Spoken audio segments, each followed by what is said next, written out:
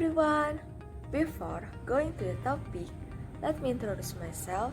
My name is Gusti Kade Dwiyanti, and I'm now in the class 2TB with Telecommunication Engineering Study Program at Sriwijaya State Polytechnic. I'm here to explain the tools in the laboratory and workshop. The first is vise. The vise function is a tool used to clamp and grip the workpiece during mechanical work such as grinding, filling, cutting, sculpting, or smoothing the workpiece.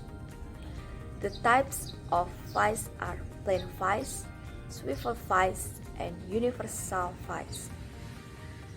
With a size of 3 to 8 milli and a price of 300 to 1,400,000. And secondly, there is an oscilloscope. The function of the oscilloscope is to design, manufacture, or repair electronic equipment. Engineers use oscilloscopes to measure electrical phenomena and troubleshoot measurement problems quickly and accurately to verify design or ensure that sensors are working properly. There are two types of oscilloscopes, namely analog oscilloscopes and digital oscilloscopes. And the price of one oscilloscope ranks from 1 million to 26 million. And the third is a multimeter.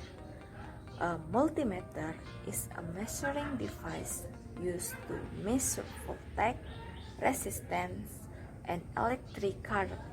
In its development, it can be used to measure temperature, frequency, and others.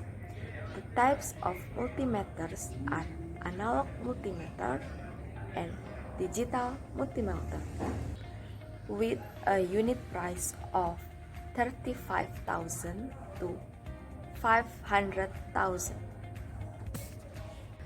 Those are some of the tools that exist in the laboratories and workshops. Thank you for watching until the end, and see you at another time.